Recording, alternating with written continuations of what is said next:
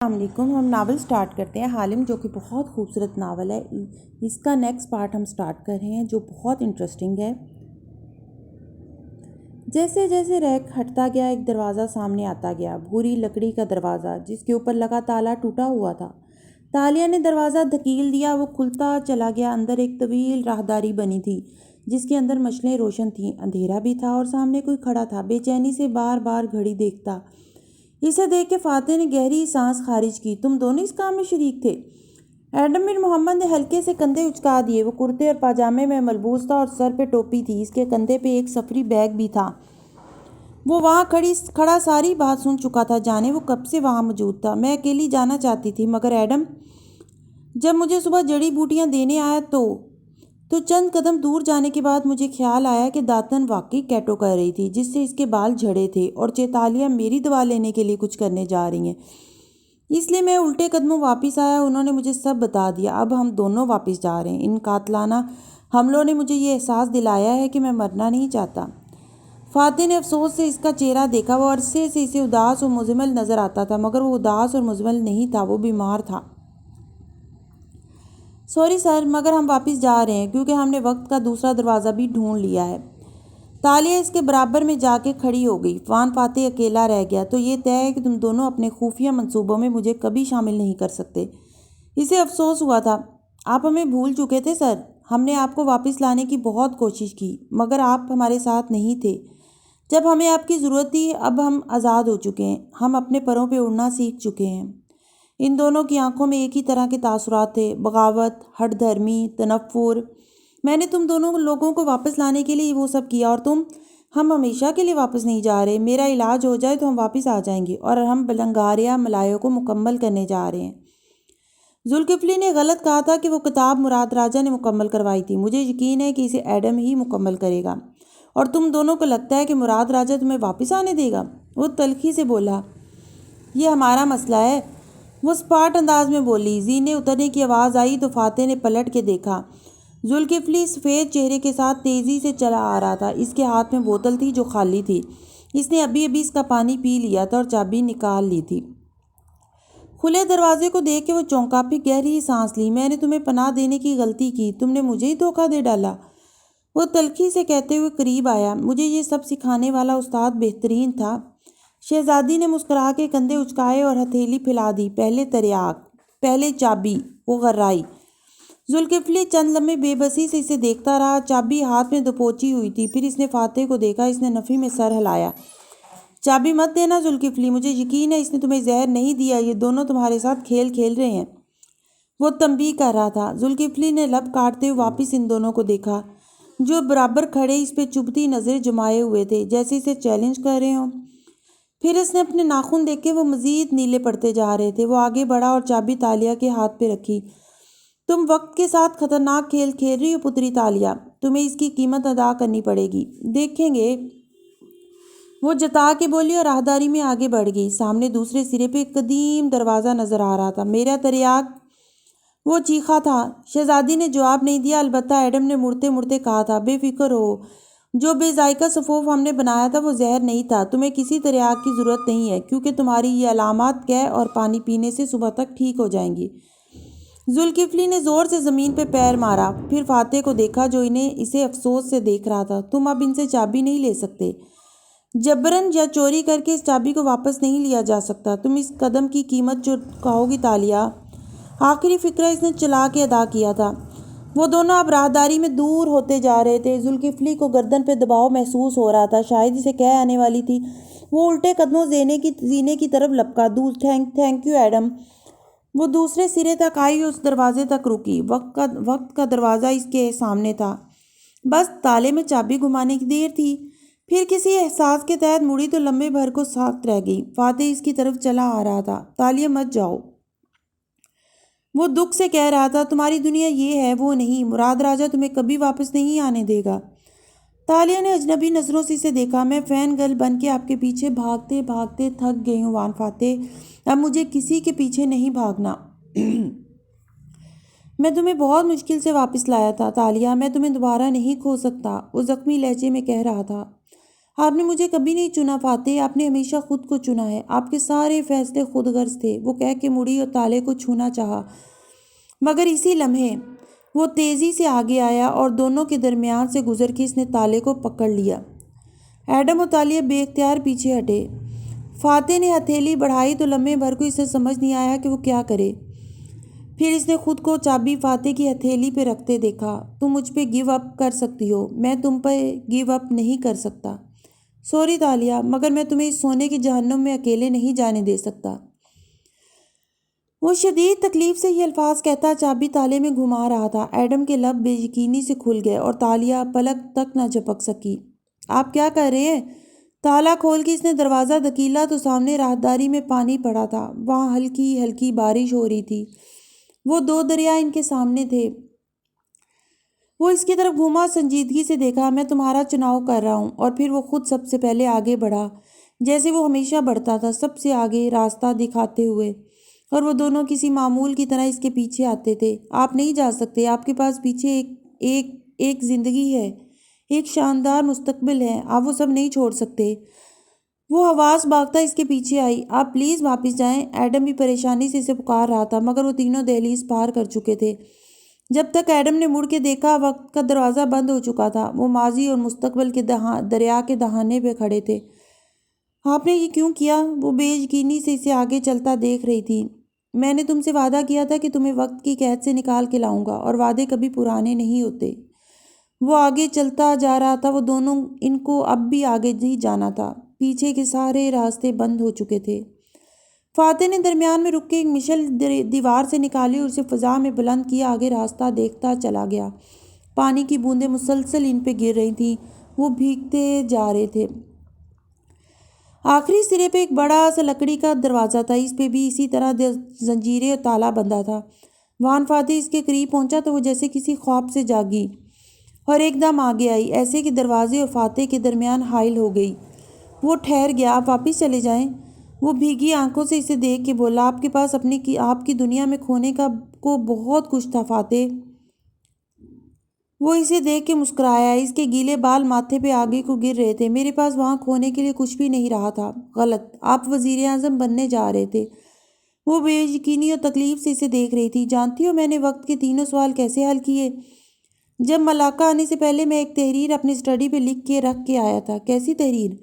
میں نے جان لیا تھا کہ اس کو لکھنے کا بہترین وقت ابھی ہے، اور میری زندگی کا اہم ترین شخص تم ہو، اور تمہیں بچانا میرے لیے سب سے اہم کام ہے۔ اس لیے وقت نے مجھے میری یادداشتیں واپس کر دی تھیں۔ کیسی تحریر؟ کیا لکھا آپ نے؟ میں نے بی این کی چیئرمین شپ سے استعفیٰ دے دیا ہے۔ میں اب ملک کا وزیر اعظم نہیں بننے جا رہا۔ تالیہ کے اوپر جیسے ایک دم کسی نے گھڑوں پانی الٹ دیا۔ وہ گنگ رہ گئی۔ ایڈم بھی سکتے میں آ گیا۔ مگر کیوں؟ اس آف شور کمپنی کی وجہ سے؟ وہ اسرا نے بنائی تھی۔ سر، آپ نے مسز اسرا کا نام کیوں نہیں لیا؟ آپ نے ان کاغذات کا الزام اپنے سر کیوں لیا جو بلینک تھے اور ہم دھوکے دہی سے سائن کروائے گئے تھے؟ ایڈم افسوس سے کہہ رہا تھا، اور مارے صدمے کے وہ کچھ بول ہی نہیں پا رہی تھی۔ وان فاتح زخمی سا مسکرایا، پھر سر اٹھا کے دیکھا۔ اوپر اندھیرا تھا اور بارش ہو رہی تھی، مگر یکایک پانی کی گرتی بوندیں چیری بلاسم کے پھولوں میں تبدیل ہوتی گئیں۔ وہ سڑک کنارے بینچ پہ بیٹھا تھا۔ سڑک اور گھاس پہ گلابی پھولوں کی تہہ بچھی تھی۔ سامنے چلتا بچہ گلابی کاٹن کینڈی کی سٹک ہاتھ میں گھما رہا تھا۔ اس کے پاؤں سے سکے چھنکنے کی آواز آ رہی تھی۔ اسرا ساتھ آ کے بیٹھی۔ اس کی کافی ذرا سی چھلکی تھی۔ تمہیں مجھ پہ اعتبار نہیں ہے کیا؟ فاتح نے فائل کھولی تو ایک دم ڈھیر سارے پھول اوپر سے آن گرے۔ سفید کاغذ گلابی پھولوں سے بھر گیا۔ اس نے ہاتھ سے پھول ایک طرف گرائے تھے تو نیچے سے کاغذ نظر آنے لگا۔ وہ بلینک نہیں تھا، اس پہ سیاہ چھپی ہوئی تحریر واضح تھی۔ یہ کیا ہے؟ اس نے چھمبے سے پوچھا۔ اسرا نے گہری سانس لی۔ کاش تم بغیر بحث کے اسے سائن کر دیتے، لیکن میں یہ ہماری فیملی کے لیے کر رہی ہوں۔ ہم اس رپورٹر کو ڈائریکٹ پے نہیں کر سکتے۔ فاتح، انکوائری شروع ہوئی تو اسکینڈل بن جائے گا۔ میں ایک آف شور کمپنی بنا رہی ہوں۔ اس کے اکاؤنٹ سے ہم اسے آف شور پے کر دیں گے تاکہ وہ اپنا منہ بند کرے اور ہماری بیٹی کو ناجائز اولاد نہ کہا جائے۔ وہ کاغذ اٹھا کے دیکھ رہا تھا۔ ماتھے پہ بل تھے۔ کوئی اور طریقہ نہیں ہے؟ ہم رسک نہیں لے سکتے، اور یہ صرف تھوڑے سے وقت کے لیے ہوگا۔ رپورٹر کا منہ بند ہو جائے گا تو ہم اس کو بند کر دیں گے۔ آف شور کمپنی بنانا غیر قانونی نہیں ہے، اسے چھپانا غیر قانونی ہے۔ جب الیکشن قریب آئیں گے اور اثاثے ظاہر کرنے ہوں گے تو ہم اس کو بند کر چکے ہوں گے۔ میرے پاسپورٹ کا آج کل مسئلہ بنا ہوا ہے، ورنہ میں خود کھول لیتی۔ پلیز فاتح سائن کر دو۔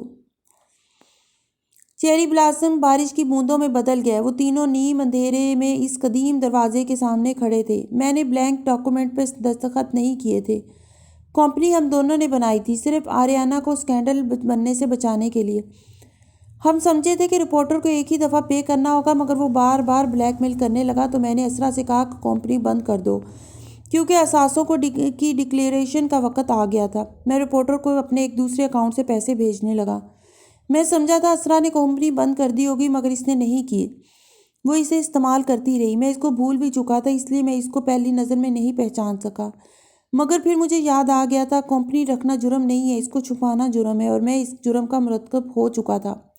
مجھے استعفیٰ دینا تھا، کیونکہ میں اپنے لوگوں کو سچ بولنے کی تلقین کر کے خود جھوٹ نہیں بول سکتا تھا۔ آپ لوگوں کو وضاحت دے دیتے، آپ بتا دیتے کہ آپ بلیک میل ہو رہے تھے اور میں نے کمپنی چھپائی، یہ جرم ہے۔ کیوں چھپائی، یہ غیر اہم ہے، اور یہ میری بیٹی کی یاد لوگوں کے ذہنوں میں داغدار کر دے گا۔ میں اسرا اور آریانہ کو کسی بھی ڈھال کے طور پہ استعمال نہیں کر سکتا۔ میں اپنا وعدہ پورا نہیں کر سکا جو میں نے صوفیہ سے ڈیبیٹ کے وقت کیا تھا۔ میں نے بھی لا علمی میں اس بات کو ہلکا سمجھ کے ایک جرم کر دیا تھا۔ میری ضمیر پہ اس کا بوجھ اب بہت زیادہ تھا۔ میں انتظار کرتا رہا کہ میرے خواب اور ضمیر کی جنگ میں کون جیتتا ہے، اور ضمیر جیت گیا۔ اگر میں خود سچ نہیں بول سکتا تو میں دوسروں کو سچائی کی تلقین کیسے کر سکتا ہوں؟ وہ زخمی مسکراہٹ کے ساتھ کہہ رہا تھا۔ میں چاہتا تو جھوٹ بول دیتا، کیونکہ میری سیکرٹری ہو یا وکیل، سب خود سے فرض کر چکے تھے کہ مجھ سے بلینک ڈاکومنٹس پہ سائن کروائے گئے ہوں گے، مگر میں وہ کاغذ بلینک نہیں تھے۔ میں واقعی چاہتا تھا کہ میرے ملک میں بہتری آئے، لیکن کبھی کبھی انسان کو خود کو اس بہتری کی مثال بنانا ہوتا ہے۔ میں سچ بول کے، اپنے کیریئر اور خواب کی قربانی دے کے اپنے لوگوں کو یہ بتانا چاہتا ہوں کہ سچ دنیا کی ہر شے سے زیادہ قیمتی ہوتا ہے۔ میں اپنی سچائی نہیں کھو سکتا تھا۔ وہ صدمے سے اسے دیکھ رہی تھی اور وہ تکلیف کہا کہ تکلیف سے کہہ رہا تھا، مگر اس کے انداز میں اطمینان بھی تھا۔ وہ کندھے اچکا کے آگے بڑھا اور دروازہ کھولنے لگا۔ مجھے کوئی افسوس نہیں ہے، دکھ ہے مگر افسوس نہیں۔ میں نے اپنے آپ کو بچا لیا، اور اب اس نے زنجیر علیحدہ کی اور تالیہ کو دیکھا۔ اب میں تمہیں بچاؤں گا۔ پھر دروازہ کھول دیا۔ باہر سے ڈھیر ساری روشنی اندر آئی تھی۔ چند لمحے کے بعد تالیہ کی آنکھیں چندھیا گئیں۔ پھر اس نے چوکھٹ سے باہر قدم رکھا۔ سامنے زینے بنے تھے، وہ زینے قدم قدم چڑھنے لگی۔ اوپر سے روشنی آ رہی تھی۔ وہ تینوں باہر نکلے تو خود کو سن باؤ وانگلی کے گھر کے صحن میں پایا۔ فضا زرد تھی، آسمان صاف تھا، سارے میں بارش کے بعد کی مٹی کی سوندھی سی مہک بسی تھی۔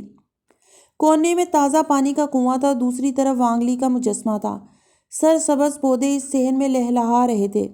قدیم زمانے کی خوشبو اس کے اندر تک اترتی چلی گئی۔ تالیہ نے آنکھیں بند کی اور سانس اندر کو کھینچی۔ وہ اپنی دنیا میں واپس آ چکی تھی۔ ہم جنگل میں کیوں نہیں ہیں؟ ایڈم نے تعجب سے ادھر ادھر دیکھا۔ وہ کندھے پہ رکھے بیگ میں جنگل کے مقابلے کے لیے بہت سا سامان لایا تھا، کیونکہ وقت کے دروازے مختلف جگہوں پہ کھلتے ہیں۔ شاید ہم پچھلی دفعہ وانگلی کے گھر سے دروازے پہ داخل ہوئے تھے اور جنگل میں باہر نکلے تھے۔ اس دفعہ ذوالکفلی کے گھر میں داخل ہوئے اور وانگلی کے گھر سے نکلے۔ وہ کہہ کے آگے بڑھی تو فاتح نے پکارا، تم اب کیا کرو گی؟ تالیہ اس کی طرف پلٹی۔ دھوپ اس کے عقب سے آ رہی تھی، اس لیے فاتح کو اسے دیکھنے کے لیے ماتھے پہ ہاتھ کا چھجا بنانا پڑا۔ میں ملاقہ پہ حکومت کروں گی۔ اس نے اپنے سفید لباس میں کچھ چھپا کے رکھا ہوا نکالا اور سر پہ پہنا۔ فاتح نے آنکھیں چندھیا کے دیکھا۔ وہ ہیروں سے مزین نازک سا تاج تھا۔ پھر وہ مڑی اور آگے بڑھ کے گھر کا بیرونی دروازہ کھولا۔ باہر چند سپاہی کھڑے تھے۔ اسے دیکھ کے وہ سیدھے ہوئے۔ تم کب سے یہاں کھڑے ہو؟ شہزادی نے ماتھے پہ بل ڈال کے پوچھا۔ 4 دن سے شہزادی، جب سے آپ گئی تھی۔ مراد راجہ نے حکم دیا تھا کہ ہم یہیں آپ کا انتظار کریں۔ انہوں نے کہا تھا کہ آج آپ واپس آ جائیں گی۔ سپاہی نے ادب سے اطلاع دی۔ تالیہ نے مڑ کے اسے دیکھا، جو برآمدے میں کھڑا سینے پہ بازو لپیٹے تندی سے اسے دیکھ رہا تھا۔ پیچھے ایڈم گھوم پھر کے گھر کا جائزہ لے رہا تھا۔ شہزادی مسکرائی۔ مجھے اب جانا چاہیے غلام فاتح، مجھے اپنی شادی کی تیاریاں کرنی ہیں۔ وان فاتح کے ماتھے پہ بل پڑے۔ تم سلطان سے شادی نہیں کر سکتی۔ شہزادی نے ابرو اٹھائے۔ واچ می، اور پھر وہ مڑ گئی۔ قطار صورت کھڑے سپاہی اطراف میں ہٹتے گئے۔ تالیہ مراد ان کے درمیان سے گزرتی فخر سے سر اٹھائے قدم اٹھا رہی تھی۔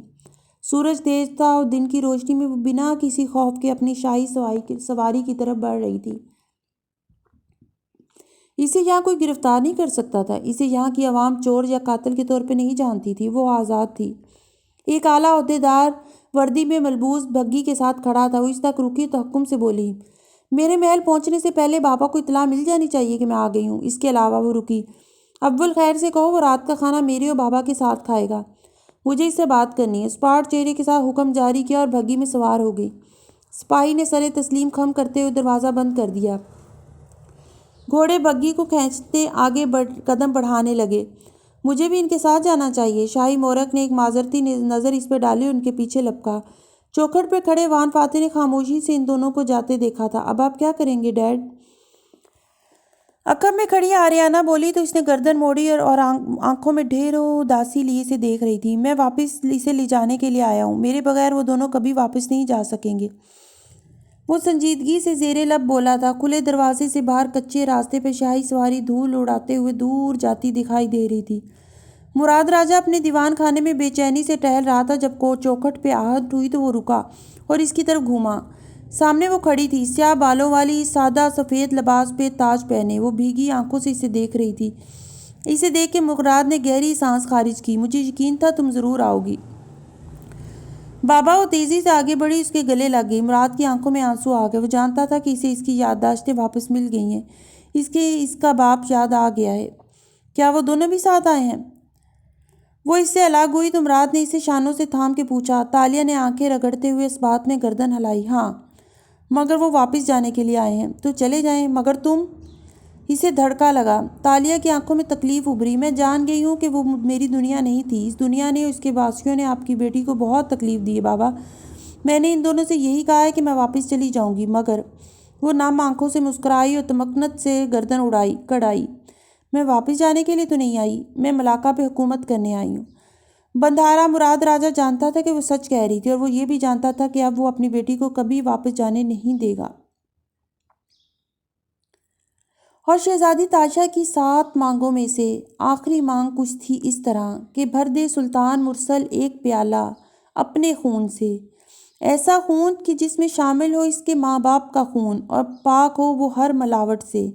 پھر ہم تمہیں بتلاتے ہیں کہ جب سلطان مرسل شاہ کر چکا باقی 6 مانگیں پوری، تو ایک دن تنہا اداس بیٹھے اپنے محل میں اس نے رکھا ایک خنجر کلائی پہ، اور قریب تھا کہ کاٹ ڈالتا اپنی رگے جاں کو، کہ بند دروازوں والے دیوان خانے میں کسی جادو سے نمودار ہوئی شہزادی تاشا اسے دیکھ کے رہ گیا سلطان مبہوت، اور پھسلا خنجر اس کے ہاتھ سے۔ سامنے آئی پری چہرہ شہزادی اور گویا ہوئی مسکرا کے، مقصد تھا میرا آپ کا امتحان لینا، نہ کہ آپ کی جان لینا۔ 7 مانگوں کے اس کھیل کو روٹ ڈالیں یہیں پہ کہ میرے اور آپ کے راستے ہیں جدا جدا۔ یہ کہہ کے وہ دھوئیں میں ہو گئی غائب، اور جھکا دیا مرسل شاہ نے اپنا سر۔ اور اس روز پہلی دفعہ اس نے لقب دیا تھا اسے تاشا پسونا کا۔ بنگاریہ ملایو باب 13 شہزادی کی آخری مانگ۔ قدیم ملاقہ پہ شام کا اندھیرا پھیل رہا تھا۔ کہیں کہیں کوئی مشل روشن نظر آتی، باقی ہر طرف اندھیرے کا غلاف اوڑھے وہ شہر سونے کی تیاری کر رہا تھا۔ البتہ بندھارا کے محل کا حال مختلف تھا۔ اس کی کھڑکیاں روشن تھیں، اوپر آسمان کو دیکھو تو وہ عمارت زرد ستاروں سے سجی دکھائی دیتی تھی۔ محل کا کتب خانہ اس وقت مکمل روشن تھا۔ ایک طرف 2 غلام کتابوں کو ترتیب سے رکھتے دکھائی دے رہے تھے، اور چوکھٹ پہ ایڈم کھڑا تھا۔ کتب خانے کو دیکھ کے لبوں پہ اس کو اداس مسکراہٹ در آئی۔ سب کچھ ویسا ہی تھا جیسا وہ چھوڑ کے گیا تھا۔ وقت صرف کیل میں گزرا تھا، قدیم ملاقہ میں تو وقت ٹھہر گیا تھا۔ سارے مسئلے وقت کے ہی تو تھے۔ غلام صفائی کر چکے اپنے جھاڑن لیے رخصت ہو گئے تو ایڈم نے ٹوپی اتار کے میز پہ رکھی۔ کرتا پاجامہ پہنے وہ ہلکی بڑی شیو کے ساتھ اس ماحول میں ڈھلا ہوا نظر آتا تھا۔ وہ ایک دفعہ پھر ان کتابوں کے درمیان واپس آ گیا تھا۔ ایک دفعہ پھر سارے مسائل کا حل کتابوں سے ملنا تھا۔ وہ پلٹا تو دیکھا اس کی میز جسے وہ 3 روز قبل چھوڑ کے گیا تھا، اس پہ بنگاریہ ملایو کا مسودہ یوں ہی رکھا تھا۔ کاغذ کی خوشبو تک ویسی تھی۔ وہ چونکا، پھر میز کے پیچھے آیا اور کتاب اٹھائی۔ یہ اس کے ہاتھ سے لکھی کتاب تھی، 12 ابواب کی۔ وہ اسے اشاعت کے لیے دے کر گیا تھا، مگر یہ یہیں پڑی تھی۔ یہ اشاعت کے لیے نہیں بھجوائی گئی؟ اس نے پہرے دار کو بلایا اور کتاب کے صفحے چمبے سے پلٹتے ہوئے پوچھا۔ نہیں شاہی مورخ، مراد راجہ نے کہا تھا کہ ابھی طباعت و اشاعت کی ضرورت نہیں، یہ کتاب نامکمل ہے، آپ واپس آ کے اسے آگے لکھیں گے۔ وہ سادگی سے بتا رہا تھا۔ ایڈم نے ہنکارا بھرا اور قدیم کتاب واپس رکھ دی، پھر ہاتھ کے اشارے سے اسے باہر جانے کو کہا۔ ایڈم کی لکھی بنگاریاں ملایوں میں 12 ابواب تھے، مگر جو بنگاریاں ملایوں جدید دور میں پڑھی اور پڑھائی جاتی تھی اس میں کل 15 ابواب تھے۔ یہ 3 اضافی ابواب ایڈم نے جدید کے ایل میں جا کے پڑھے تھے۔ 13ویں باب کے آغاز میں یہ سطور پڑھ کے کہ شہزادی سفر سے واپس لوٹ آئی تھی اور اس کے بالوں کا رنگ سیاہ ہو چکا تھا، وہ گھبرا گیا تھا، مگر جب اس نے ان تینوں ابواب کو مکمل پڑھ لیا تو وہ الجھ گیا۔ وہاں اسے ایک اطمینان بھی نصیب ہوا کہ یہ باب اس نے نہیں لکھے تھے۔ یہ 3 ابواب ایڈم بن محمد نہیں لکھ سکتا تھا۔ وہ 3 ابواب عجیب تھے، احمقانہ، سپر نیچرل، بغیر لاجک کے واقعات پہ مبنی، جیسے کسی نے خانہ پوری کے لیے لکھے ہوں، جیسے ان 3 ابواب کی سینس نہ بنتی ہو۔ ایک اچھی بھلی کہانی کو جیسے مصنف نے گھمرا کے عجیب، سپر نیچرل اور غیر فطری رخ دے دیا ہو اور آخر میں ایک ٹریجک اختتام پہ کہانی ختم کر دی ہو۔ پچھلے چند ماہ میں جب سے ایڈم نے ان 3 ابواب کو پڑھا تھا، اس کو لگتا تھا یہ راجہ نے کسی اور سے لکھوائے تھے، خانہ پوری، دیو مالائی سا اینڈ، مگر اب جب کہ وہ واپس آ گیا تھا وہ واقعی یہ سوچنے لگا کہ اس کتاب کو کون مکمل کرنے جا رہا تھا۔ وہ تو یہاں چند دن کا مہمان تھا، بیمار تھا، مگر پوری امید تھا کہ دوا ملے گی اور وہ واپس اپنی زندگی میں چلا جائے گا۔ لکھنے کے لیے تو ڈھیروں سکون اور تحریک چاہیے ہوتی ہے، اور ساتھ دل کا درد بھی۔ دل کے درد کے بغیر کوئی لکھ بھی کیسے سکتا ہے؟ اور اس کے دل و دماغ دوسرے کاموں میں الجھے تھے۔ نہیں، وہ ابواب ایڈم نے نہیں لکھے تھے، نہ اس نے کچھ مزید لکھنا تھا، اسے صرف اپنی دوا کے حصول پہ توجہ مرکوز کرنی تھی، وہ اسے مل جائے اور وہ تینوں واپس چلے جائیں۔ یہی ان کی کہانی کا منطقی انجام تھا۔ اس نے مسودے پہ کپڑا ڈال دیا، کل وہ اسے دوبارہ اشاعت کے لیے بھجوا دے گا۔ بنگاریاں ملایوں یہیں پہ ختم ہو جانی چاہیے۔ تاریکی کا گلاب وانگلی کی سرخ حویلی پہ بھی چڑھا تھا۔ پھاٹک کے باہر ابھی گھوڑے آن رکے تھے اور فربی مائل چینی سفیر اپنی سواری سے اتر رہا تھا۔ وہ دروازے تک پہنچا تو ٹھٹک کے رکا۔ باہر ایک مشل روشن تھی، اس نے دروازہ دھکیلا تو چرچراتا ہوا کھلا۔ اندر راہداری بھی روشن تھی، گھر میں کوئی تھا۔ جب سے غلام فاتح گیا تھا اس نے ابھی تک دوسرا غلام نہیں رکھا تھا جو گھر کے اندرونی کاموں کے لیے ہو۔ پہرے دار اور سپاہی کافی تھے۔ وہ سارا وقت امور سلطنت میں الجھا رہتا اور رات دیر سے گھر آتا تو گھر تاریک ملتا تھا۔ آج ایسا تو نہیں ہوا تھا۔ وہ چوکنا سا اندر چلا آیا، ہاتھ کمر سے بندھے خنجر کے دستے پہ جمع تھا، مگر برآمدے تک پہنچ کے اس کا ہاتھ ڈھیلا ہو کے پہلو میں آن گرا۔ برآمدے کے ستون کے ساتھ اس کی طرف پشت کیے سفید کرتے پاجامے والا شخص کھڑا مجسمے کو دیکھ رہا تھا۔ چاندنی میں نہایا مجسمہ صحن میں اپنے پورے قد کے ساتھ کھڑا تھا۔ وانگلی نے گہری سانس لی اور ماتھے پہ بل ڈالے۔ تم واپس آ گئے ہو اتنی جلدی؟ فاتح نے گردن موڑی اور ایک بے نیاز سی نظر اس پہ ڈالی۔ دونوں کی نظریں ملیں، پھر فاتح نے رخ پھیر لیا۔ تم میرے گھر کیوں آئے ہو؟ میں نے تو تمہیں آزاد کر دیا تھا۔ وانگلی اس کے قریب آ کے رکا، اس کے چہرے پہ فاتح کو دیکھ کے واضح غصہ در آیا تھا۔ جانتا ہوں، اس لیے تمہارے آگے سر جھکانے نہیں کھڑا ہوا۔ وہ کچھ سوچتے ہوئے کنویں کو دیکھ رہا تھا۔ تمہیں آزاد کرنے کا مطلب تھا کہ میں تمہیں اپنے گھر میں نہیں دیکھنا چاہتا۔ یہ میرا بھی گھر ہے، وہ زیر لب بولا، مگر وانگلی سن نہ سکا۔ تیوریاں چڑھائے پہلو پہ ہاتھ جمائے تلخی سے بولا، تمہیں ملکہ اور میرے ساتھ دھوکہ کرنے کے بعد یوں اتنے نڈر انداز میں واپس نہیں آنا چاہیے تھا۔ تم بھول رہے ہو کہ تم یہاں سے جاتے وقت بہت سے دشمن بنا کے گئے تھے۔ وان فاتح بے تاثر مگر پرسکون چہرے کے ساتھ اس کی طرف پلٹا اور غور سے اسے دیکھا۔ مجھے سب یاد ہے اور میں اسی لیے واپس آیا ہوں کہ مجھے سب یاد ہے۔ تم نے نہ صرف ملکہ سے دھوکہ کیا بلکہ تمہیں یہاں دیکھ کے معلوم ہوتا ہے کہ بیچاری شہزادی کو بھی تم اپنے گاؤں چھوڑ آئے ہو، جس نے تم پہ بھروسہ کر کے۔ وانگلی کہتے کہتے رکا، اس کا ماتھا ٹھنکا۔ شہزادی کہاں ہے؟ جہاں انہیں ہونا چاہیے، اپنے باپ کے محل میں۔ وانگلی کا رنگ بدلا، آنکھیں حیرت سے پھیلی۔ تم اسے واپس لے آئے؟ ہاں، وہ بھی دن کی روشنی میں۔ ملکہ نے تمہاری جان اس لیے بخشی تھی کیونکہ تم شہزادی کو یہاں سے لے جا رہے تھے۔ یہ ایک شرط پوری کی تھی تم نے، اور وہ بھی۔ وانگلی نے ضبط سے مٹھیاں بھینچ لی، اس کا چہرہ سرخ پڑنے لگا۔ فاتح نے کندھے اچکائے۔ یہاں سے لے جانے کا وعدہ کیا تھا، یہ نہیں کہا تھا کہ وہ کبھی واپس آنا چاہے گی تو اسے روک لوں گا۔ تم 4 دن بھی اپنے وعدے کو پورا نہیں کر سکے۔ 4 دن بھی؟ سنبھاؤ کتنا اچھا ہو اگر تم وقت کے حساب کتاب مجھے نہ سمجھاؤ۔ پھر کرتے کے آستین کو پیچھے کو موڑتے ہوئے ایک بے نیاز نظر اس پہ ڈالی۔ صبح چلا جاؤں گا، رات مجھے یہی ٹھہرنا ہے۔ یہ میرا گھر ہے اور تم میرے غلام نہیں ہو. یہ میرا گھر بھی ہے سنباؤ، یہ میرے باپ کا گھر ہے. وہ سنجیدگی سے کہہ کے سیڑھیوں کی طرف بڑھ گیا. جس کی گردن اٹھی تھی اور چہرہ کسی بھی تاثر سے پاک تھا.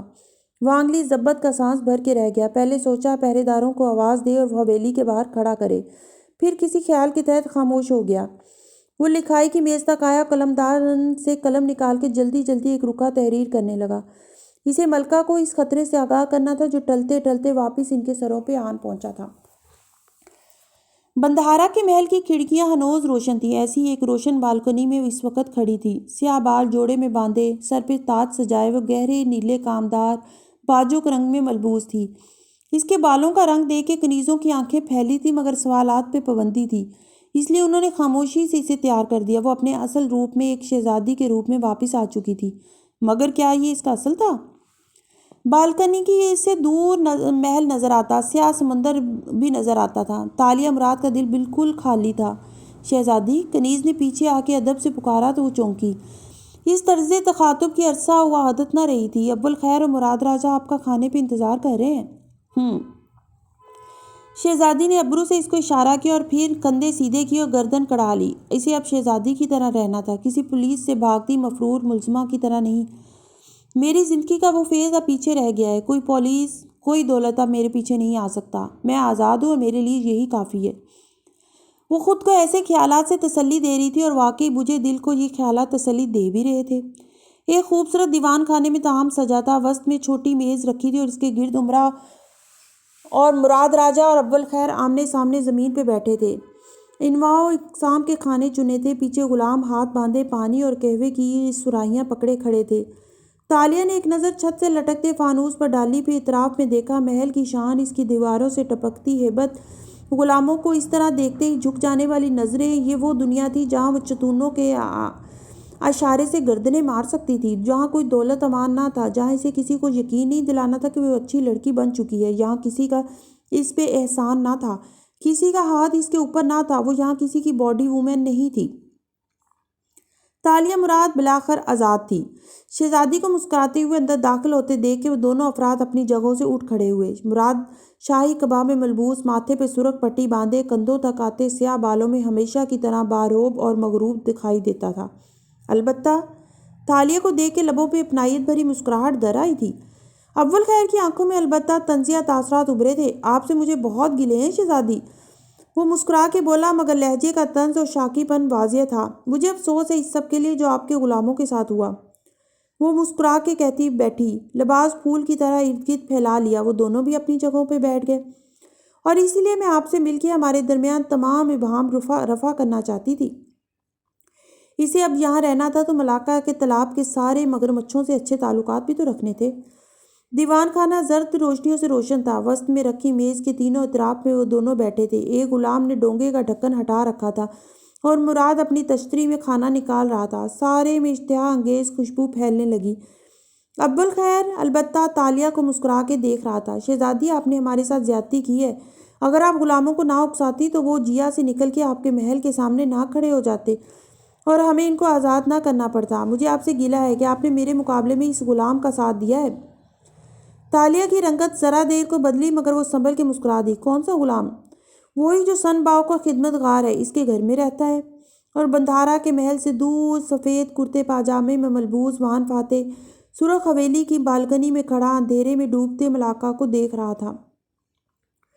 وہ غلام جس کو مراد راجہ نے قید کر رکھا تھا، اور آپ کو چاہیے تھا کہ اس معاملے سے دور رہتی، مگر آپ اس غلام سے ہمدردی کرنے لگی. سنباؤ سونے جا چکا تھا. سرخ حویلی خاموش پڑی تھی. ایسے میں فاتح کچھ سوچ کے حویلی سے باہر نکل آیا اور آہستہ سے دروازہ بند کیا. وانگلی کا سفید گھوڑا اس کو پہچانتا تھا. فاتح نے نرمی سے گھوڑے کو پہلے تھپکا، پھر اس کی لگام کھولنے لگا. آپ کو لگا آپ کے والد نے اس کے ساتھ ظلم کیا ہے، مگر آپ یہ نہیں جانتی تھی کہ اتنے دن سے وہ غلام جیا میں دوسرے غلاموں کو بہکا رہا تھا. وہ غدار تھا، باغی تھا. اس کا ٹھکانہ قید ہی ہونا چاہیے تھا. اس نے گھوڑا بازار کے دہانے میں روکا اور نیچے اترا. بازار کی بتیاں ابھی تک گل نہیں ہوئی تھی. فاتح گھوڑے کی لگام تھامے دھیرے دھیرے آگے بڑھنے لگا. دکانیں ہنوز کھلی تھیں اور لوگ کام کرتے دکھائی دے رہے تھے. آپ نے خدا جانے کس شے کی بنا پر اپنے بابا کو مجبور کیا کہ وہ ہم سب کو حکم دیں کہ ہم ناجائز غلاموں کو آزاد کر دیں، اور ہمیں ایسا کرنا پڑا. ہم نے اتنے سارے غلام کھو دیے. وہ آنکھوں میں تحیر لیے ان دکانوں کو دیکھ رہا تھا۔ چند لوگ وہاں سے سامان اٹھا اٹھا کے مال گاڑی میں لاد رہے تھے۔ سامنے اول خیر کی حویلی تھی، وہ اس طرف بڑھنے لگا۔ سن باؤ نے اس غلام کو بھی آزاد کر دیا اور وہ جانے کہاں غائب ہو گیا۔ مگر مجھے آپ سے گلہ رہے گا شہزادی کہ میں نے آپ کو مسجد تک بنوا کے دی، ہر شے میں آپ کا ساتھ دیا، مگر آپ نے میرے سارے غلام مجھ سے دور کر دیے۔ شکوہ کرتے ہوئے بھی وہ مسکرا رہا تھا۔ حویلی کی دیوار تک پہنچ کے وہ رک گیا۔ پھاٹک کھلا تو اس بہر کسی دوسرے شہر سے آنے والا سامان اندر رکھوایا جا رہا تھا۔ اول خیر کی حویلی پہ تقریباً ہر وقت یہی منظر ہوتا تھا۔ پہلے اس کے پاس غلاموں کی فوج ہوتی تھی، اس لیے یہ کام فوراً ہو جاتے تھے، اور آج فاتح اندھیرے میں کھڑا دم سادے دیکھنے لگا۔ آج غلاموں کی مدد کے بغیر اول خیر کے سارے کام کیسے ہو رہے تھے؟ سوال یہ ہے اول خیر۔ شہزادی نے مسکرا کے قہوے کی پیالی اٹھائی، گھونٹ بھرا اور اسے نیچے رکھا کہ آپ راضی کیوں ہوئے؟ میرے بابا کو انکار کرنا اتنا مشکل تو نہ تھا۔ فاتح یک ٹک کھڑا سامان ڈھوتے ہی نفوس کو دیکھ رہا تھا۔ وہ وہی تھے، وہ سارے غلام وہی تھے، وہ فاقوں سے مارے چیتڑوں میں ملبوس لوگ۔ وہ اسی طرح اول خیر کے کام کر رہے تھے جیسے کرتے آئے تھے، مگر اب تو وہ آزاد تھے۔ پھر کیوں؟ کیونکہ آپ کے بابا کی بات ماننے کے سوا میرے پاس کوئی چارہ نہ تھا، اور مجھے یہ بھی معلوم تھا کہ یہ سارے غلام اگلے روز ہی میرے پاس واپس آ جائیں گے۔ وہ چونکی، وہ کیسے؟ دل ایک دم ڈوب کے ابھرا تھا۔ وان فاتح پتلیاں سکوڑے ان کام کرتے غلاموں کے چہرے دیکھ رہا تھا۔ کچھ چہرے نئے تھے، تعداد بھی زیادہ تھی۔ وہ چونکا۔ صرف میرے غلام نہیں شہزادی، دوسرے روسا کے غلام بھی میری چاکری کے لیے آ چکے ہیں۔ ایک درخت کی اوٹ میں کھڑے فاتح کو احساس ہوا کہ اول خیر کے غلاموں کی تعداد بڑھ چکی تھی۔ ابھی 3-4 دن پہلے تو وہ انہیں آزاد کروا کے گیا تھا، تو پھر؟ کیونکہ آپ نے اور سن باؤ کے اس غلام نے یہ نہیں سوچا کہ خالی کھلی آزادی بے معنی ہوتی ہے۔ برسوں اور مہینوں سے میری غلامی کرنے والے کچھ اور کرنا بھول چکے تھے۔ ان کے پاس نہ پیسہ تھا، نہ کھانے کو کچھ تھا، نہ ان کے گھر بار تھے۔ وہ کوارے، اکیلے، بھوکے لوگ تھے۔ میں نے اگلے ہی دن اعلان کروا دیا کہ جو بھی میرے کام میں ہاتھ بٹائے گا میں اس کو یومیہ اجرت دوں گا۔ اول خیر مسکرا کے کہہ رہا تھا۔ شام تک آدھے واپس آ گئے، اور جب ان کو اجرت ملی تو اگلی صبح دوسرے روسا کے غلام بھی میرے پاس تھے۔ اب وہ آزاد ہیں، مگر ان کو آزادی نہیں چاہیے تھی، ان کو 2 وقت کی روٹی چاہیے تھی اور روز کے چند سکے۔ میں ان کو صرف اتنے سکے دیتا ہوں جن سے ان کی جان حلق سے نہ نکلنے پائے، مگر وہ کچھ جمع بھی نہ کر پائیں۔ ان کو روز کی روٹی کے لیے میرے پاس واپس آنا پڑے۔ اتنا ہی خرچہ پہلے ان کی روٹی پہ آتا تھا، اب ان کو اتنے ہی سکے دے دیتا ہوں۔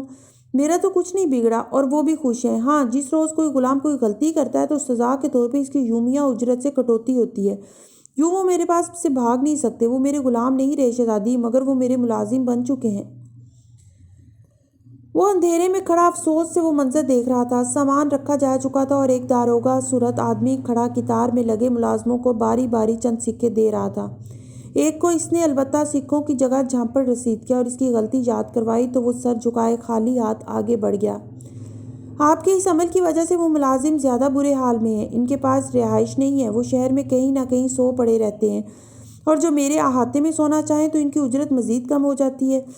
میرا کام پہلے سے زیادہ اچھا جا رہا ہے شہزادی، اس لیے اب میں آپ سے مزید گلہ نہیں کرنا چاہتا۔ تالیہ کی مسکراہٹ غائب ہو چکی تھی۔ اس نے بے اختیار باپ کا چہرہ دیکھا جس نے کھانا کھاتے ہوئے کندھے اچکائے دیے۔ میں نے کہا تھا یہ بے مقصد ہوگا۔ وہ بدعقل سنبھلی اور زبردستی مسکرا کے اتنا ہی بولی، امید ہے اب ہمارے درمیان کوئی شکوہ شکایت نہیں ہوگی۔ کل سے ہم پہلے کی طرح کام شروع کر دیں گے۔ اور کھانا نکالنے لگی۔ البتہ اس کی رنگت بجھ گئی تھی۔ وہ یہاں آزاد تھی، وہ ملکہ بننے والی تھی، مگر صرف آزادی کافی نہیں تھی، آزادی کے بعد بھی بہت سی لڑائیاں لڑنا تھی۔ وہ جھکے کندھوں کے ساتھ گھوڑے کی لگام تھامے واپس حویلی کی طرف آ گیا۔ ملاقہ کو جس حال میں چھوڑ کے گیا تھا اس کا یہ قدیم شہر اس سے برے حال میں تھا۔ اس کے لوگ نوکریوں کے غلام بن چکے تھے، کچھ بھی نہیں بدلا تھا۔ اول خیر نے کھانے کے دوران مجھے کہا تھا کہ اول خیر چلا گیا تو تالیہ نے خادموں سے کمرہ خالی کروایا اور سنجیدگی سے مراد کی طرف متوجہ ہوئی کہ آپ ملکہ بننے والی ہیں۔ تم واپس آئی ہو ملکہ بننے کے لیے؟ وہ رک کے اسے دیکھنے لگا۔ میں سلطان مرسل کی ملکہ بننے نہیں آئی، میں آپ کے ساتھ اس ملک پہ حکومت کرنے آئی ہوں، مگر مجھے سلطان سے شادی نہیں کرنی۔ وہ جھنجھلا کے بولی۔ مراد نے غور سے اسے دیکھا، پھر چاولوں کا لقمہ منہ میں رکھتے ہوئے بولا، تمہاری دنیا میں کتنا وقت گزرا تھا؟ 6-7 ماہ؟ اس نے گہری سانس بھری۔ اور ان 6-7 ماہ میں تم نے وہ تعلق ختم نہیں کیا جس کو بنانے کی وجہ سے یہ سب ہوا تھا۔ اس تعلق کی اب کوئی حیثیت نہیں ہے۔ وہ دونوں واپس چلے جائیں گے اور میں نہیں جاؤں گی، مگر میں مرسل شاہ سے شادی بھی نہیں کروں گی۔ بابا، مجھے اس مسئلے سے نجات دلائیں۔ مراد نے گہری سانس لی۔ یہ تمہیں واپس آتے وقت معلوم تھا؟ پھر تم اس مسئلے سے نجات کیوں چاہتی ہو؟ تالیہ نے ناک سے مکھی جلائی۔ کیونکہ کتاب کے مطابق، یعنی بنگاریا ملایو کے مطابق، جو ہم نے اپنے زمانے میں پڑھی ہے، میری شادی سلطان سے نہیں ہوئی تھی۔ مراد چونکا، پھر دلچسپی سے اسے دیکھا۔ اسی لیے غلام فاتح کو ہمارا مستقبل معلوم تھا۔ اس نے ایسا کچھ دعویٰ کیا تھا کہ اس کتاب میں ہماری ساری کہانی لکھی ہے۔ پہلے 12 ابواب تک تو ساری کہانی درست لکھی گئی ہے، جو آدم بن محمد سے میں نے لکھوائی تھی۔ باقی کے 3 ابواب غالباً میرے جانے کے بعد آپ نے لکھوائے تھے۔ وہ ناک سکوڑے کہہ رہی تھی۔ تمہیں کیوں لگتا ہے کہ آخری 3 ابواب میں نے لکھوائے تھے؟ میں نے تو ایسا کوئی حکم نہیں دیا۔ کیونکہ ان 3 ابواب میں لکھے کام میں نہیں کر سکتی۔ کیوں؟ ان میں ایسا کیا تھا؟ وہ دلچسپی سے پوچھ رہا تھا۔ ان میں سلطان مرسل سے شادی کے لیے راضی ہو گئی تھی، 7 شرائط کے عوض، اور آخری شرط یہ تھی کہ سلطان اپنے آپ کو مار دے۔ باقی 6 شرائط مزید مضحکہ خیز تھیں۔ میں کسی کو اس کی اپنی جان لینے کا نہیں کہہ سکتی بابا، اس لیے جیسے بھی ہو مجھے اس سلطان سے نجات دلائیں۔ وہ اٹھ کھڑی ہوئی اور سر جھکا کے تعظیم پیش کی۔ مراد نے فکر مندی سے اسے دیکھا۔ تم واپس تو نہیں جاؤ گی تالیہ؟ اس نے کسی خدشے کے تحت پکارا۔ وہ اداسی سے مسکرائی۔ اگر مجھے جانا ہوتا تو میں سلطان سے نجات نہ مانگتی۔ یہاں رہنا ہے تو اسے نجات چاہیے۔ البتہ میرے دوست، وہ واپس جائیں گے اور آپ ان کو جانے دیں گے۔ وہ یہاں ایک شے کی تلاش میں آئے ہیں، جب وہ مل جائے گی تو وہ واپس چلے جائیں گے۔ مراد نے ابرو اٹھا کے غور سے اسے دیکھا۔ وہ کیا؟ آپ آرام کریں بابا، میں صبح آپ کو آدم سے ملواؤں گی اور سارے معاملے سے آگاہ کر دوں گی۔ جھک کے دوبارہ تعظیم پیش کی اور الٹے قدموں پیچھے ہٹنے لگی۔ مگر مراد راجہ تھوڑی کو ناخن سے کھجاتے دلچسپی سے کچھ سوچنے لگا۔ اسے وان فاتح کی باتیں یاد آئی تھیں۔ تو کیا کوئی ایک کتاب ایسی بھی تھی دوسری دنیا میں جس میں ان سب کے انجام لکھے تھے؟ کیا اس کتاب کو حاصل کیا جا سکتا ہے؟ کیا اپنا مستقبل جان کے اس سے بچا جا سکتا تھا؟ اس کا ذہن ایک دوسرے نہج پہ سوچنے لگا تھا۔ اگلی صبح قدیم ملاقہ میں خوب روشن سی اتری۔ فجر کے قریب خوب بارش برسی اور سارے شہر کو بھگو گئی۔ پھر بادل چھٹ گئے اور سورج نے ملاقہ کو روشن کر دیا تو یوں لگا جیسے ساری کائنات کی خوبصورتی ملاقہ سلطنت میں آ بسی ہو۔ سرسبز درخت، نیلے سمندر کا سفید جھاگ اڑاتا پانی، گھاس کے درمیان بنے اونچے نیچے بھورے راستے۔ سن تھا 1577 اور شہر تھا ملاقہ کا۔ سنباؤ کی حویلی کے سامنے گھنے درختوں کی باڑ بنی تھی، جس کے پار کھلا سبزہ زار تھا۔ وہاں گھاس پہ آدم بن محمد چلتا آ رہا تھا، سر پہ ٹوپی جمائے، کندھے پہ تھیلا لادے۔ اس نے سنہری تاروں سے بنا ویسٹ کوٹ پہن رکھا تھا جو اس کے شاہی مورخ ہونے کا پتہ دیتا تھا۔ سامنے ایک درخت کے نیچے بڑے پتھر پہ وان فاتح بیٹھا تھا۔ ایڈم کو دیکھ کے اس نے ہاتھ اٹھا کے دور سے سلام کیا۔ وہ اپنے لباس سے غلام نہیں لگتا تھا، بس ملاقہ کا عام سا آدمی لگتا تھا۔ بال ماتھے پہ بکھرے تھے اور کرتے کے آستین کلاہیوں پہ موڑ رکھے تھے۔ پتھر پہ بیٹھا وہ کچھ سوچتے ہوئے ایک سوکھی ٹہنی سے تنکے الگ کر رہا تھا۔ وہ KL والے وان فاتح سے کتنا مختلف نظر آتا تھا۔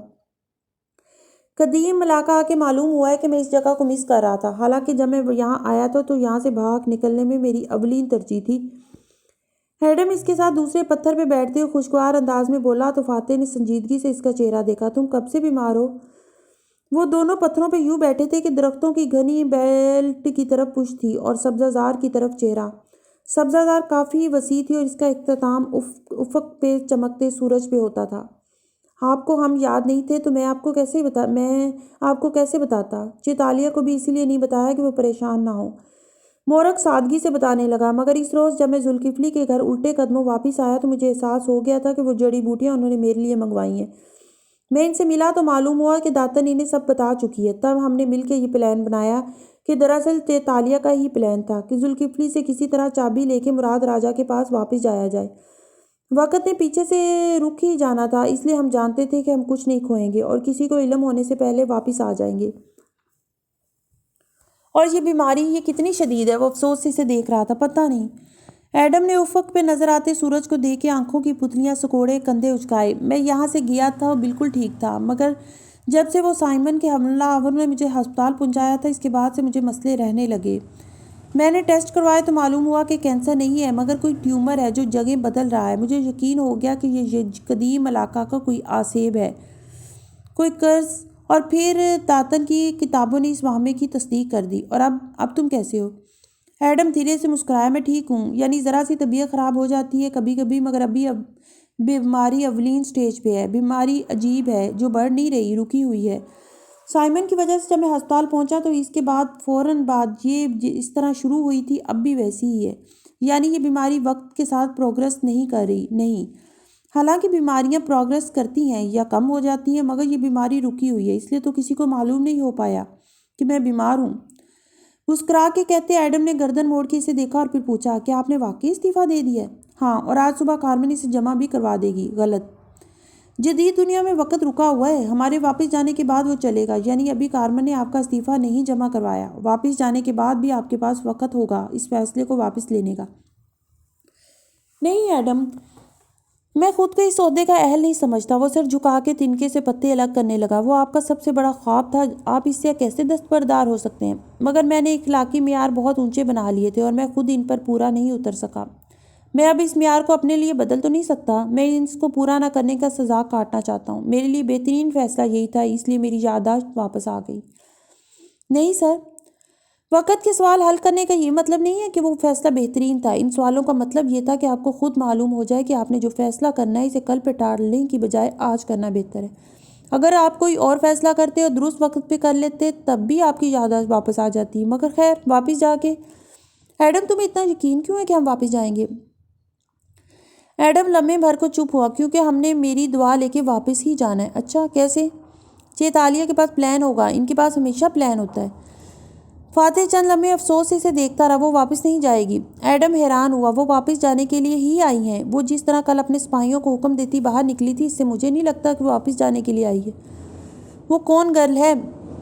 وہ ان سب کو کون کر رہی ہے؟ ظاہر ہے اپنے بابا کو وہ یہی تاثر دیں گی کہ وہ یہاں رہنے آئی ہے، ورنہ وہ ہمیں چابی نہیں دیں گے۔ اور ایڈم، وہ کسی کو کون نہیں کر رہی، وہ واپس نہیں جانا چاہتی۔ میں ان کو جانتا ہوں، تم اس کو جانتے ہو، مگر اس کو بھولا میں بھی نہیں ہوں۔ ٹھیک ہے کہ اس نے زہر نہیں کھایا تھا، مگر وہ ہماری دنیا سے مایوس ہو چکی تھی۔ اس نے اپنی اس زندگی کو ختم کر دیا اور وہ اس زندگی پہ واپس آ گئی ہے۔ اگر مجھے یہ یقین نہ ہوتا تو میں کبھی تمہارے ساتھ یہاں نہ آتا۔ ایک دم ٹھنڈی ہوا کا تیز جھونکا آیا جس نے ایڈم کو چونکا دیا۔ اس نے جواب نہیں دیا، وہ کھڑا ہو گیا۔ سامنے سبزہ زار پہ وہ چلی آ رہی تھی، اپنی بھگی اس نے دور رکوا دی، اس پائیوں کنیزوں کو وہیں کھڑا کیا، وہ خود تنہا ان کی طرف آ رہی تھی۔ کامدار لباس دونوں پہلوؤں سے اٹھائے، سر پہ تاج سجائے، وہ ماتھے پہ سلوٹیں ڈالے سنجیدہ نظر آتی تھی۔ ایڈم نے جھک کے سلام کیا، شہزادی۔ فاتح البتہ بے نیازی سے بیٹھا تنکا توڑتا رہا، پھر گردن اٹھا کے دھوپ کے باعث آنکھیں چندھیا کے اسے دیکھا اور سر کو ہلکا سا خم دیا۔ تالیہ کیسی ہو؟ انداز گستاخانہ تھا۔ شہزادی نے تندھی سے گستاخ غلام کو دیکھا، مگر پھر ضبط کر گئی۔ اس کو تو وہ گستاخی کی سزا بھی نہیں دے سکتی تھی۔ تم کہاں تھے؟ تمہیں بابا سے ملوانا ہے، چلو میرے ساتھ۔ وہ اسے نظر انداز کر کے ایڈم سے کہنے لگی، کیا تم صرف اپنے مورخ کو ڈھونڈنے یہاں تک آئی ہو؟ پتھر پہ بیٹھے شخص نے دلچسپی سے اسے دیکھ کے پوچھا تو تالیہ نے ایک سنجیدہ نظر اس پہ ڈالی۔ نہیں، میں آپ کو یہ دینے آئی تھی۔ لباس سے ایک پوٹلی نکالی اور پتھر پہ اس کے ساتھ رکھی۔ اندر سے سونے کے سکوں کے کھنکنے کی آواز آئی تھی۔ یہ رقم چند دن آپ کے لیے کافی ہوگی۔ آپ کسی قریبی شہر چلے جائیں، کسی سرائے میں رک جائیں اور چند دن ہم سے بالکل دور انتظار کریں۔ تمہیں میری اتنی فکر کب سے ہونے لگی؟ وہ اسی سادگی سے گردن اٹھائے شہزادی کو دیکھ رہا تھا۔ وان فاتح، وہ ضبط سے دانت جما کے بولی، آپ ملاقہ میں بہت سے دشمن بنا کے گئے تھے، ملکہ، سنباؤ اور میرے بابا، سب آپ کے دشمن ہیں۔ آپ کے لیے بہتر یہ ہے کہ آپ ہم سے دور چلے جائیں، اور جب ایڈم کو دوا مل جائے گی تو آپ اس کے ساتھ واپس چلے جائیے گا۔ ایڈم نے ٹھہر کے اسے دیکھا، میرے ساتھ؟ اور آپ؟ تالیہ نے گہری سانس لی اور نظریں اٹھا کے اسے دیکھا جو ایک دم پریشان نظر آنے لگا تھا۔ ایڈم میری بات سنو۔ نہیں چیتالیہ، ہماری یہی بات ہوئی تھی کہ ہم اکٹھے واپس جائیں گے۔ آپ نے کہا تھا کہ آپ کے پاس پلان ہے، یہی پلان ہے ایڈم؟ مگر ایڈم نے نفی میں سر ہلاتے دور بھگی کے ساتھ کھڑے سپاہیوں کو دیکھا، انگریزی میں بولا، آپ اپنے باپ کو کون کر رہی ہیں؟ یقیناً سپاہی ان کو رپورٹ کریں گے، اس لیے آپ یہ تاثر دے رہی ہیں کہ… بولتے بولتے اسے احساس ہوا کہ وہ جو کہہ رہا تھا اسے خود بھی اس پہ یقین نہیں ہے۔ اس کے سارے الفاظ ختم ہو گئے، وہ اس سب کے لیے تیار نہیں تھا۔ چیتالیہ، آپ یہاں نہیں رہ سکتی ہیں۔ یہ میرا گھر ہے ایڈم، یہاں میرے بابا رہتے ہیں اور مجھے ویسے بھی ہی عزیز ہیں جیسے تمہیں تمہارے ماں باپ۔ تم ان کے پاس جانا چاہتے ہو واپس، اور میں اپنے بابا کے ساتھ رہنا چاہتی ہوں، مگر آپ نے یہ مجھے پہلے کیوں نہیں بتایا؟ میں آپ کو کبھی یہاں نہ آنے دیتا۔ ہم اس بارے میں بعد میں بات کریں گے، ابھی تو میرے ساتھ چلو۔ اور ایک سنجیدہ نظر وان فاتح پہ ڈالی جو بنا تاثر کے چہرہ لیے ان دونوں کو آمنے سامنے کھڑے دیکھ رہا تھا۔ اور آپ پلیز ہم سے دور رہیں۔ مراد راجہ کو بھنک بھی نہیں پڑنی چاہیے کہ آپ کہاں ہیں۔ یہ حکم ہے، یہ مشورہ؟ حکم ہی سمجھیے۔ وہ سبت سے بولی تو وان فاتح نے پوٹلی اٹھائی اور کھڑا ہوا۔ جیسے آپ کا حکم شہزادی، مگر گردن نہیں جھکائی، اسے دیکھتا رہا۔ وہ ماتھے پہ بل ڈالے مڑ گئی تو الجھا کھڑا ایڈم اس کے پیچھے چل دیا۔ وہ دونوں اب دور کھڑی بھگی تک جاتے دکھائی دے رہے تھے اور فاتح وہیں کھڑا ان کو سوچتی نگاہوں سے دیکھ رہا تھا۔ پوٹلی کے اندر چھپے سکے انگلیوں میں چبھتے ہوئے محسوس ہو رہے تھے۔ بندھارا کے محل کے کتب خانے کے باہر اس صبح دو پہرے دار کھڑے تھے۔ مراد راجہ اپنے مصاحبوں کی ہمراہی میں چلتا دروازے تک آیا تو پہرے دار فوراً چوکس ہو گئے۔ ایک نے سر جھکا کے تعظیم پیش کی، دوسرے نے بڑھ کے دروازہ کھولا۔ مراد ہاتھ پیچھے باندھے، اکڑے کندھوں پہ شاہی کبا پہنے، سپاٹ چہرے تاثرات کے ساتھ چلتا اندر آیا۔ مصاحب باہر ہی ٹھہر گئے۔ کتب خانے کے اندر ایڈم کرسی پہ بیٹھا تھا اور تالیہ دائیں بائیں منتظر سی ٹہل رہی تھی۔ مراد اندر آیا، دروازہ پیچھے سے بند ہوا تو دونوں نے اسے دیکھا۔ ایڈم ہڑبڑا کے اٹھ بیٹھا اور وہ سیدھی مراد کی طرف آئی۔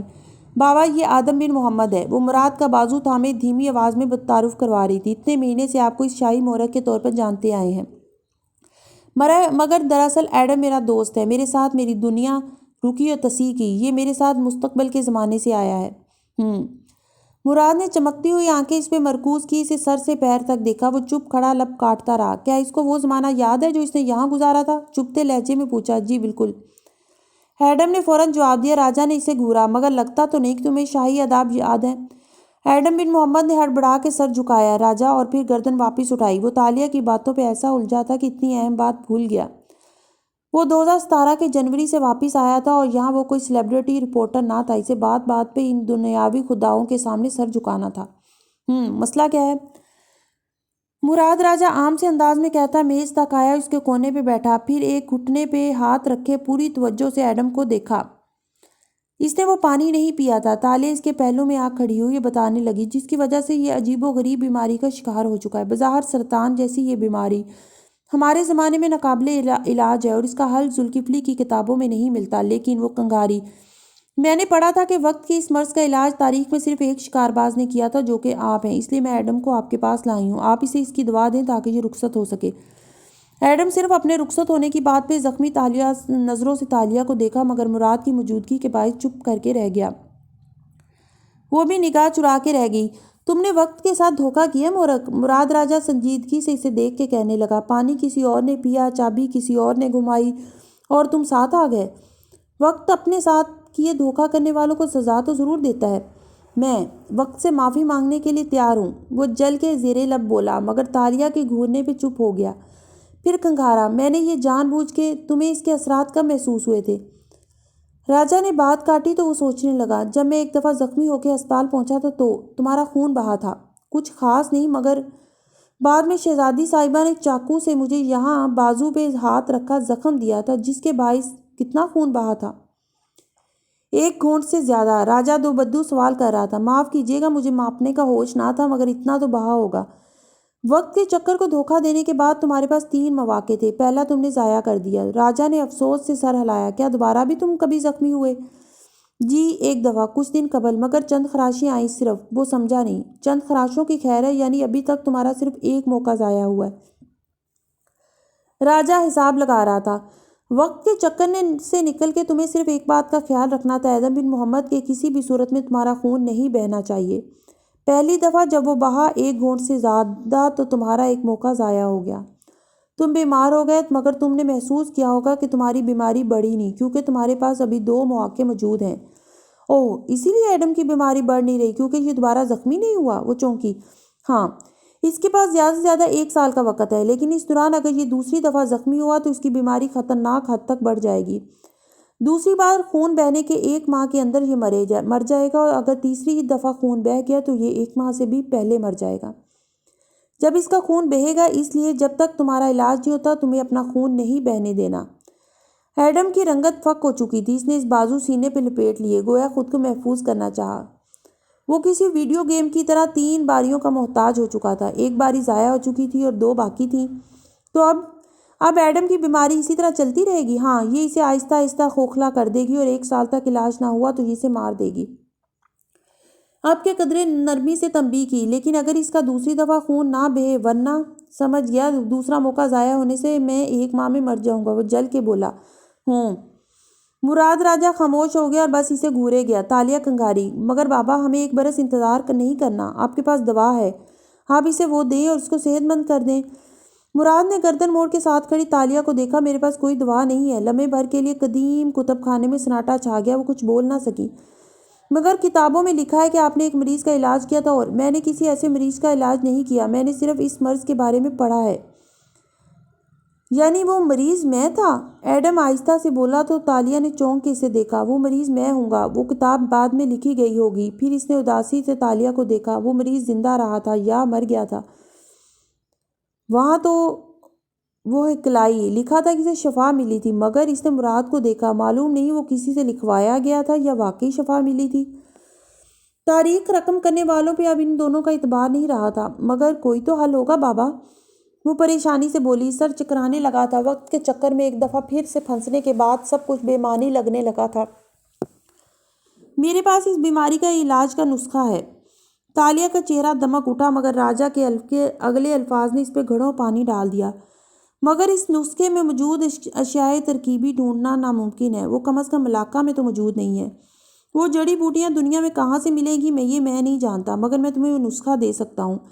اس نے کھڑے ہوتے ہوئے سنجیدگی سے ایڈم کو دیکھا۔ تم اپنی دوا خود ڈھونڈو، تم وہ چیزیں لے آؤ تو میں تمہیں دوا بنا دوں گا۔ میرے ملازم اور سپاہی تمہاری مدد کریں گے، مگر میرے پاس ان کی تلاش میں نکلنے کا وقت نہیں ہے۔ ایڈم نے جلدی سے اس بات میں سر ہلا دیا۔ میں تلاش کر لوں گا، آپ مجھے نسخہ دے دیں۔ جی بابا، آدم تلاش کر لے گا، اور ساتھ میں آپ کے سپاہی بھی ہماری مدد کریں گے، اور پھر ہمارے پاس 1 سال ہے۔ اسے کچھ تسلی ہوئی تھی۔ مراد راجہ کتابوں کے ریک کی طرف بڑھ گیا تو تالیہ نے فکر مندی سے اسے دیکھا، جو اپنے بازو کو دیکھ رہا تھا۔ میری وجہ سے تمہارا خون بہا، میں وہ نہ کرتی تو۔ وہ شدت درد سے چپ ہو گئی۔ ایڈم نے آنکھیں اٹھا کے اسے دیکھا، اداسی سے مسکرایا۔ اگر آپ کو الزام دینا ہوتا تو آپ کے اوپر میرے بہت سے قصور نکلتے چیتالیہ، مگر نہیں، آپ کا کوئی قصور نہیں ہے۔ اس کی بات پہ تالیہ نے ابرو بھینچ کے اسے دیکھا۔ تمہیں وقت کے چکر میں پھنسانے اور تمہارا خون ضائع کروانے کے علاوہ میرا کیا قصور؟ اس نے جواب نہیں دیا، چہرہ موڑ کے راجہ کو دیکھنے لگا، جو ایک کتاب کو کھولے کچھ پڑھ رہا تھا۔ پھر ایک صفحے پہ آ کے وہ رکا اور ان کی طرف آیا۔ یہ وہ تمام اشیاء ترکیبی ہیں جو اس دوا کے لیے استعمال ہوتے ہیں۔ سنجیدگی سے کتاب اس کی طرف بڑھائی۔ ایڈم نے تیزی سے اسے تھاما۔ ایک صفحے پہ کچھ درجن بھر چیزیں لکھی تھیں۔ یہ کہاں سے ملیں گی؟ وہ تحیر سے ان کو پڑھے گیا۔ یہ بہت عجیب و غریب اشیاء تھی۔ یہ میرا مسئلہ نہیں ہے، تمہارے پاس 1 برس ہے ایڈم بن محمد، تم ان کو ڈھونڈ لاؤ تو میں تمہیں دوا بنا دوں گا۔ ایڈم نے صفحے پلٹائے۔ دوا بنانے کی ترکیب یہاں نہیں لکھی۔ پھر سر اٹھا کے راجہ کو دیکھا، جو اسے سپاٹ نظروں سے دیکھ رہا تھا۔ ترکیب یہاں ہے۔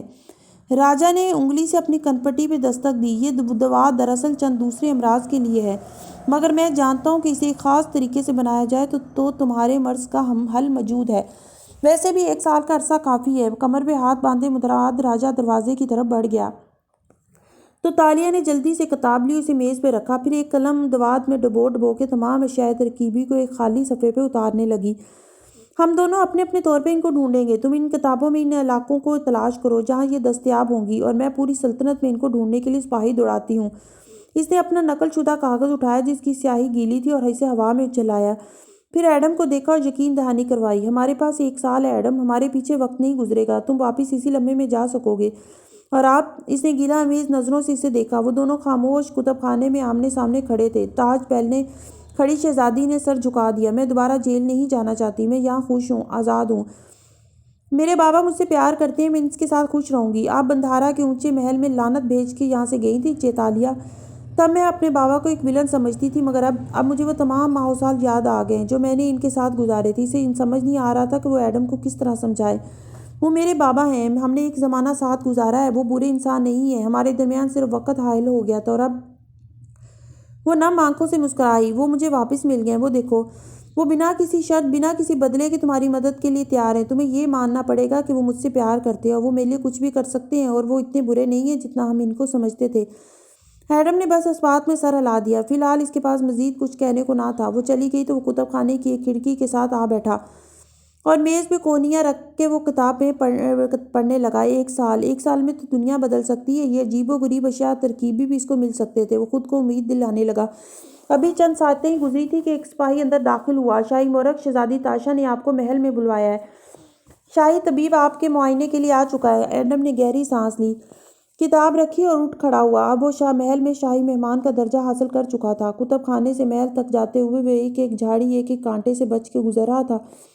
اسے 1 سال تک اپنا خون نہیں بہنے دینا تھا، ایک قطرہ بھی نہیں۔ محل کے اندر جس کمرے میں شاہی طبیب اس کا منتظر تھا وہ ایک خالی دیوان خانہ تھا جس پہ چند مسہریاں سجی تھیں اور وسط میں فرشی نشست تھی۔ ایڈم اندر داخل ہوا تو دیکھا فرشی نشست پہ ایک طبیب دوزانوں بیٹھا تھا۔ اس کے سامنے تشت میں آلات جراحی، دھاگے اور چند دوائیں سجی تھیں۔ آؤ آدم، آواز پہ وہ چونکا۔ کھڑکی کے ساتھ مراد راجہ کھڑا تھا، کمر پہ ہاتھ باندھے وہ دوستانہ انداز میں کہہ رہا تھا۔ ایڈم نے ارد گرد نظریں دوڑائیں۔ شہزادی تاشا، وہ اس دوا کی نقول تیار کر کے مختلف شہروں میں کاسد بھیجنے میں لگی ہے، تب تک طبیب تمہارا زخم بھر دے گا۔ مراد راجہ چھوٹے قدم اٹھاتا قریب آ رہا تھا، مگر میرا زخم تو عرصہ ہوا بھر چکا ہے۔ راجہ اس کے عین مقابل آ کے رکا اور سنجیدگی سے اسے دیکھا۔ تم جانتے ہو اگلے 1 سال تک اس محل میں کیا ہوگا؟ شہزادی تاشا دن رات تمہاری دوا ڈھونڈنے میں لگی رہے گی۔ پورا 1 سال وہ کسی دوسری طرف توجہ نہیں دے گی، اور یہ میرے لیے قابل قبول نہیں ہے۔ ایڈم کو یکدم احساس ہوا کہ کوئی اس کے پیچھے کھڑا ہے۔ اس سے قبل کہ وہ مڑتا، پیچھے کھڑے سپاہی نے ایک نوکدار خنجر اس کے پہلو میں گھسا دیا۔ درد کی ناقابل برداشت لہر جسم میں اٹھی، وہ کرا بھی نہ سکا اور زمین پہ بیٹھتا چلا گیا۔ سپاہی نے خنجر کھینچ کے نکال لیا، خون بھل بھل گرنے لگا۔ وہ گرتے گرتے اٹھنے لگا اس سپاہی پہ جوابی حملہ کرنے کے لیے، مگر فرش پہ گرتے خون کو دیکھ کے اس کے ہاتھ پیچھے کو بڑھے۔ اس نے اپنے زخم کو ڈھانکنا چاہا، خون بہنے سے روکنا چاہا، مگر ہاتھ رنگین ہوتے گئے۔ سرخ پانی صاف فرش پہ ندی کی طرح بہتا گیا، وہ ایک گھونٹ سے کہیں زیادہ تھا۔ ایڈم کی آنکھوں کے سامنے اندھیرا چھانے لگا۔ زخم پہ کوئی دوا بھی لگی تھی خنجر پہ کوئی دوا بھی لگی تھی جس سے وہ غنودگی میں جا رہا تھا۔ بامشکل اس نے آنکھیں کھول کے دیکھا۔ مراد راجہ پنجوں کے بل اس کے قریب بیٹھا مسکرا رہا تھا۔ 1 سال تک میں تمہارے لیے اپنی بیٹی کو مصروف رکھوں۔ آدم، تم اس کا دوسری دنیا سے واحد تعلق ہو۔ جب تک تم نہیں جاؤ گے وہ کبھی مجھے واپس نہیں ملے گی، اس لیے میں تمہیں 1 سال تک برداشت نہیں کر سکتا۔ پھر وہ اٹھ کھڑا ہوا۔ ایڈم زمین پہ گرا تھا، اس کا چہرہ راجہ کے جوتوں کے قریب تھا۔ اس نے بند ہوتی آنکھیں بدک کھول کے اسے دیکھا۔ وہ کہہ رہا تھا، اب تمہارے پاس 1 ماہ ہے، اپنی دوا تلاش کرو اور میری دنیا سے ہمیشہ کے لیے چلے جاؤ۔ غرا کے بولا اور پھر طبیب کو اشارہ کیا۔ اس کا زخم بھر دو اور جب یہ ہوش میں آ جائے تو اس کو اچھا کھانے پینے کے لیے دو۔ اس کی دن رات حفاظت و خدمت کرو، کیونکہ آج کے بعد اسے اس کی ضرورت پڑے گی۔ راجہ کے قدم اب دور جا رہے تھے۔ ایڈم بن محمد کی آنکھیں بند ہو رہی تھیں، ایک آنسو دائیں آنکھ سے نکلا اور نیچے لڑک گیا۔ اندھیرے میں ڈوبنے سے پہلے اسے صرف ایک بات یاد تھی، اس نے قدیم دنیا میں واپس آ کے بہت بڑی غلطی کر دی تھی۔